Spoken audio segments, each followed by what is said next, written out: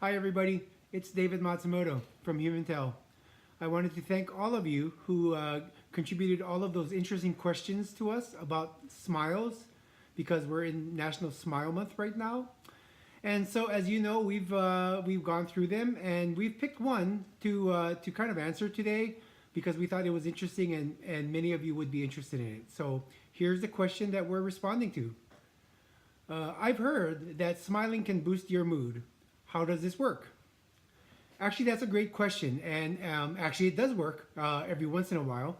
Let me explain a little bit about how this might be working.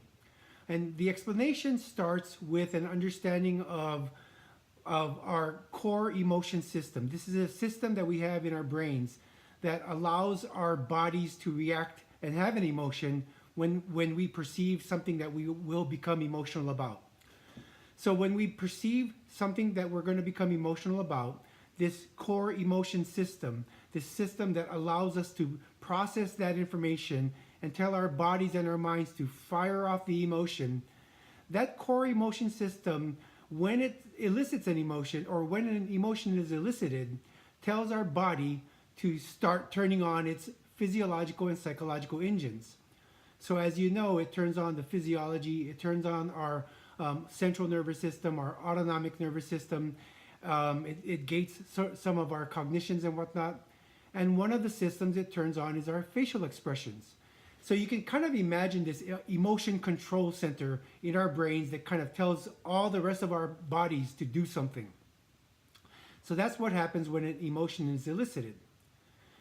When we put on a face, when we're not feeling an emotion, what's happening is that we're starting part of that system, and there's a feedback that goes back to the emotion control center, that core emotion center, that tells that center, hey, we've got this part of our body that is actually moving like or looking like it's having an emotion.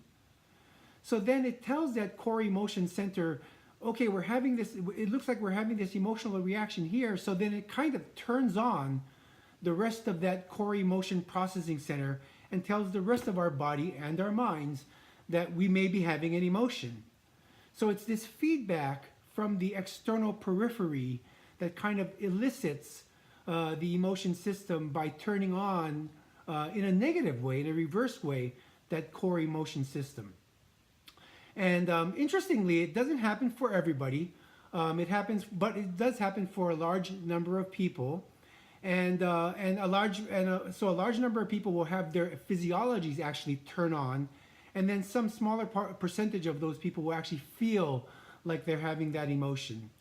And this phenomenon was demonstrated many years ago. I think in the early 1980s was the first to demonstrate this phenomenon in published science, to show that this reaction occurred when you put on a face. In academic research, it actually led to this technique called the directed facial action technique to elicit emotions in the laboratory, and it's used by several or many laboratories around the world who study emotion. But there's actually another reason I think that turning on or putting on a face actually turns on that particular emotion. There's a thing called emotion contagion or expression contagion, and what that is sometimes our emotions are contagious with others. And so, especially with expressions, you notice that sometimes you see somebody smiling and we will start to smile almost unconsciously and then catch ourselves smiling later on. Have you ever noticed, for example, that we or people will smile to when they see an ad that has a person that's actually smiling in the ad?